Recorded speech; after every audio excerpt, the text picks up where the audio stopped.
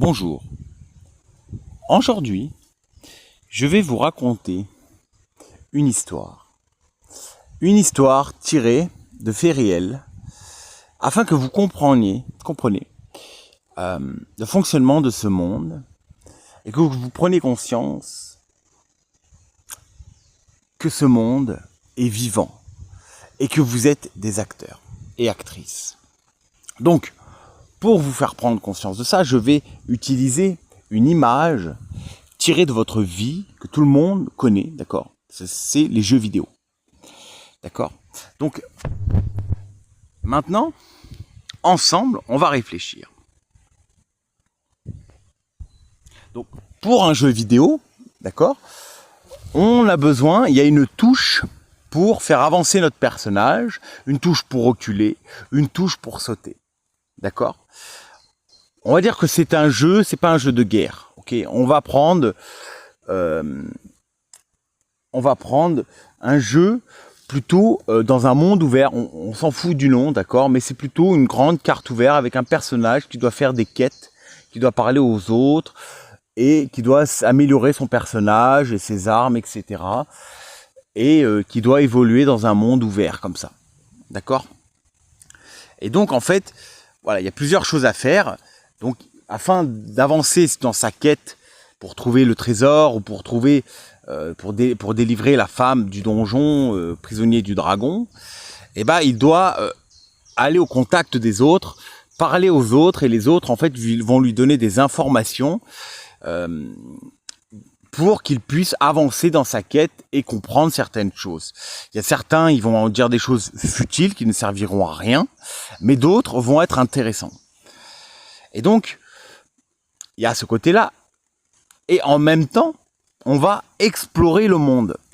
On va explorer le monde qui est ouvert et on va visiter tous les recoins afin de voir ce que le créateur du jeu a créé pour nous, afin de voir s'il n'y a pas des choses cachées, s'il n'y a pas des êtres à découvrir. Et puis, du coup, d'être curieux un peu de voyager à travers cette map, quoi. Et donc, en fait, ton personnage, lui, il est dans l'action, d'accord ? Il a une quête à l'intérieur de lui. Ton personnage, lui, dans sa tête, il ne pense pas aux tâches administrative. Il ne pense pas aux impôts. Il ne pense pas à quoi faire demain. Il ne pense pas s'il a fini tel ou tel devoir ou chose obligatoire. Il ne pense pas en fait à qu'est-ce qu'il va manger demain ou comment faire ci ou comment faire ça. Non, votre personnage, il est pleinement présent dans son monde et il est prêt à découvrir ce que le monde cache. Et il est prêt à aller découvrir et à aller jouer avec ce monde. D'accord ? Il s'en fout de ce que pensent les autres, ce personnage. Lui, il veut juste jouer et aller au bout de sa quête. Donc, il est pleinement présent. Donc, maintenant que tu as pris conscience de ça, que tu as visualisé ça, parce que c'est à peu près un jeu normal, hein. Il y a des jeux qui sont comme ça. Et ben maintenant, on va se dire que le créateur du jeu vidéo que je viens de parler là, c'est Dieu, d'accord ? C'est l'unité. Et que, du coup, ce Dieu-là, il est présent dans sa création, dans le jeu.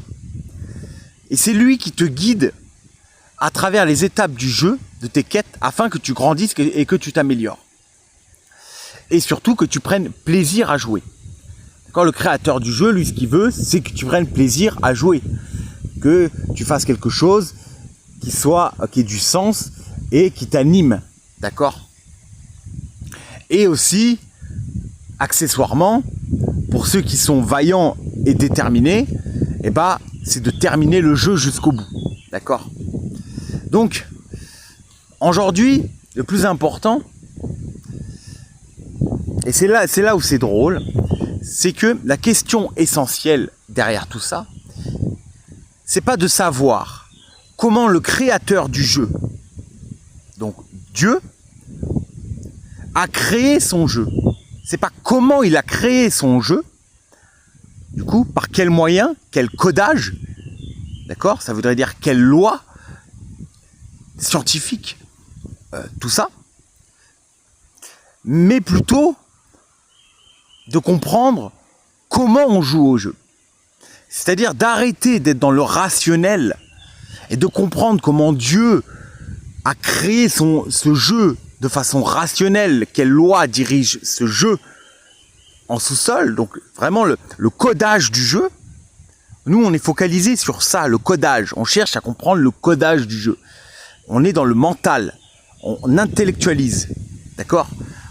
Mais le problème, c'est qu'en fait, on oublie l'essentiel. Dieu, il veut pas qu'on cherche à comprendre, bon, à la limite, mais c'est pas la chose principale. Dieu, ce qu'il veut, c'est qu'on joue à ce jeu. Et en fait, il veut qu'on cherche à comprendre comment fonctionne ce jeu, comment jouer au jeu, comment être fort dans le jeu, comment terminer le jeu. Et là, du coup, on change totalement d'approche. C'est-à-dire qu'on arrête de chercher la rationalité, de chercher les choses dites cartésiennes, vraiment, ou les lois, etc., qui sont intéressantes, mais qui sont pas mouvantes, qui sont, voilà, on joue pas, quoi. C'est pas la joie. Quand on est dans un théorème mathématique, ce n'est pas la joie. On ne vibre pas la joie quand on étudie un théorème mathématique. Alors que quand on joue au jeu, c'est-à-dire on joue à la vie, et on expérimente la vie, concrètement, on essaie de comprendre la vie, on avance, on met la touche d'avancer, on va parler aux gens extérieurs pour apprendre d'eux, on va apprendre des nouvelles compétences, on va développer son personnage, on va aller visiter, donc dans le mouvement, d'accord, le personnage il est dans le mouvement, il va explorer les zones inconnues, il va grandir, après il va avoir un animal de compagnie, il va rencontrer d'autres personnages comme lui, qui vont former un groupe, enfin il y a plusieurs possibilités dans ce jeu, d'accord? Mais le plus important, c'est de chercher à comprendre comment jouer au jeu, d'accord? Et arrêter de chercher à comprendre comment le codage a été fait. Mais plutôt, donc du coup, de comprendre le jeu. Et pour ça, il faut jouer au jeu. Il faut sortir de sa zone de confort. Il faut observer les gens autour de soi. Il faut observer le monde à l'intérieur de nous, de ses émotions, ses sentiments. Il faut observer comment les autres sont. Il faut observer aussi nos ancêtres, comment ils étaient. Il faut observer tout ça, il y a plein d'observations à faire. Et une fois que tu comprends un peu tout ça, tu peux jouer au jeu de Dieu. Tu peux jouer à incarner ta vie sur terre, à être, plutôt que le paraître, le rationnel, et plutôt être incarné. Et donc c'est vraiment important de comprendre le jeu, d'accord? L'apprentissage, apprendre, côté social, manuel, spirituel. Tout ça, on l'apprend quand on joue au jeu, quand on se déplace dans le jeu, d'accord? Et en fait, dans jouer, par exemple, il y a joie. Et en fait, c'est ça, il faut jouer à la vie. Il faut retrouver de la joie dans la vie, de la légèreté. Il faut arrêter d'avoir peur de mourir, d'accord? Parce que il faut se dire que, comme dans un jeu vidéo, déjà, c'est très difficile de mourir quand tu joues. Mais il peut arriver que tu meurs, d'accord? Mais si tu meurs, c'est pas grave. C'est pas grave, tu as plusieurs vies, d'accord?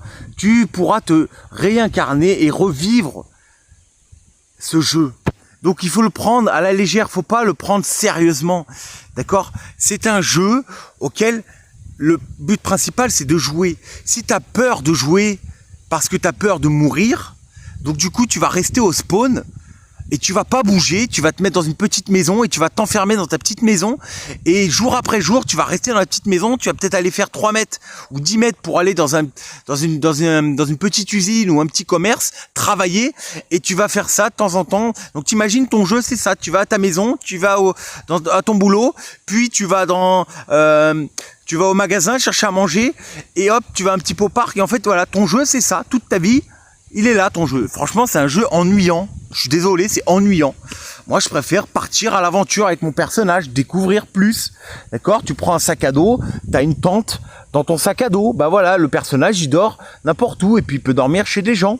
Voilà. Et bah en fait, faut comprendre ça parce que c'est très important, quoi. Et donc, Donc vraiment, voilà, c'est la base. C'est la base vraiment de tout, donc c'est la joie. Mais voilà, il faut faire attention aussi au prédateur. Parce que le prédateur, lui, dans ton aventure, il aimerait te manger. Il aimerait te ramener chez toi, dans ton enclos, dans ta petite maison, ton train-train quotidien. Donc, il faut le dépasser. C'est un obstacle. Mais comme tout obstacle, comme toute épreuve, il faut réessayer le jeu plusieurs fois. D'accord ? C'est une barrière et bah, tu n'y arrives pas du premier coup. Donc, c'est quelque chose d'évolutif. Il faut que tu continues à jouer, à persévérer et tu vas passer le niveau suivant. Et bah, c'est pareil. Une fois que tu auras passé le niveau suivant et que tu n'auras plus peur du prédateur, et bah, tu seras beaucoup plus libre et tu pourras encore plus évoluer dans ce jeu et à passer au niveau suivant, niveau de conscience supérieure, grosso modo. Bah voilà, c'est à peu près la même philosophie, vraiment. Vraiment, c'est la même philosophie. Donc voilà, moi je te conseille d'essayer et tu verras par toi-même en fait. Tu verras que de passer du noir et blanc, tu passeras à la couleur.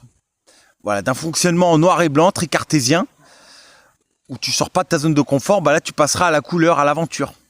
Et Dieu qui est vivant, eh ben, il te guidera et il te protégera dans ton voyage. Il sera avec toi parmi les gens que tu rencontres, il y aura des messages sur la vie, il y aura plein de signes et tu seras amené à suivre ton âme, à suivre ta quête jusqu'au bout. Et donc c'est important de rester attentif dans l'instant présent au message de la vie. Donc de ne pas être dans ses pensées mentales. Il faut toujours être attentif à son environnement. Donc voilà, ça c'est la première image très intéressante je trouve là-dessus. Et j'aimerais aussi vous parler rapidement qu'en fait on peut faire la même histoire avec les films. Et moi c'est ce qui m'a permis de grandir les films. C'est que j'étais beaucoup dans mon mental enfermé dans un paraître. Et je voyais des films, je voyais des aventures et je me disais mais c'est beau ce qu'ils vivent. Le film c'est toute une histoire, toute une évolution. Et à la fin, bah, il y a une belle fin. Et je me disais, bah voilà, c'est dans les films. Moi, dans ma vie, bah, je dois aller travailler, je dois faire ci, je dois faire ça. Voilà, c'est comme ça, quoi. Et un jour, je me suis dit, mais attends, mais pourquoi moi, je pourrais pas être un film? Pourquoi moi, je pourrais pas vivre comme un film, en fait? Pourquoi ma vie, elle serait si nulle? Pourquoi ça serait aussi pourri que ça, quoi? Pourquoi moi aussi, je pourrais pas vivre l'aventure?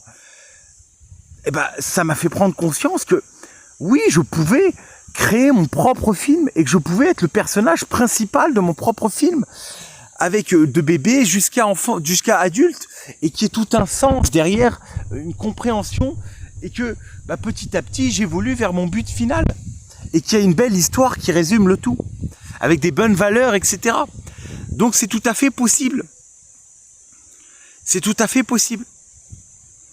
Donc vraiment, voilà, c'est important, je trouve, du coup, de savoir dans ton film quel rôle tu veux avoir. Ça, j'ai déjà parlé, mais est-ce que tu veux être le rôle principal, l'acteur principal, ou un figurant? Quelqu'un qu'on voit une seconde. Ou vraiment avoir une histoire, une quête, une aventure. Et ben voilà. Dieu, il est aventure. Et Dieu, il sera avec toi si tu choisis l'aventure. Mais si tu as peur de Dieu, si tu as peur de mourir, si tu as peur de jouer, eh ben ton film, bah, ça sera un film d'horreur. Voilà. Je peux pas dire plus. Parce que tu influences le monde. Si tu refuses de jouer au jeu, et ça je l'ai dans un autre audio, qui est l'influence des sentiments, mais tu influences les sentiments autour, qui est un monde créateur. C'est le monde créateur, c'est les sentiments. Donc en refusant de jouer, en ayant peur de jouer, et bah tu crées en fait un monde où tu perds ta liberté, un monde où tu te soumets, un monde qui t'emmène vers la guerre, vers la mort.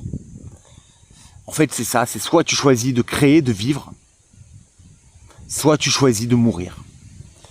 Voilà, il y a deux forces. Et en fait, tu peux pas être au milieu. C'est soit tu avances, tu crées, soit tu meurs. Et ton âme, c'est pareil. Soit tu vas vers l'immortalité de ton âme, et tu pourras te réincarner dans un monde en paix, et évoluer.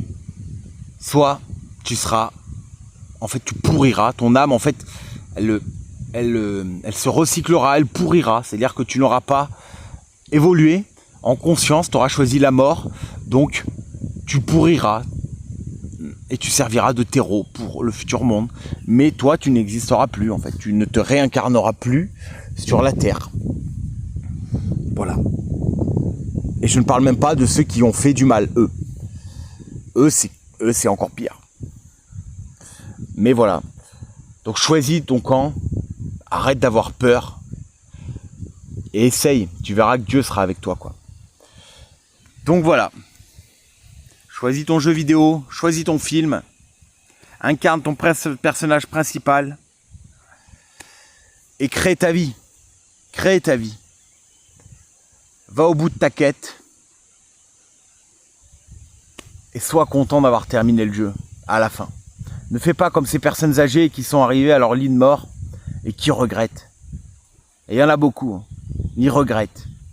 Ils regrettent de ne pas avoir pris du temps avec leur famille, de ne pas avoir joué avec leurs enfants, de ne pas avoir passé plus de temps avec leur âme, leur être, les valeurs de l'humain, plutôt que d'être dans le travail tout le temps, dans la recherche de matériel, de pouvoir, d'apparence, qui ne sert à rien en fait, parce que ça ne t'enrichit en rien. Et les gens à la fin de vie, ils regrettent. Donc, ne regrette pas ta vie et sois heureux. Donc, commence là dès maintenant, commence à faire les choix dès maintenant en conscience. Je te remercie et je te dis à la prochaine. Salut.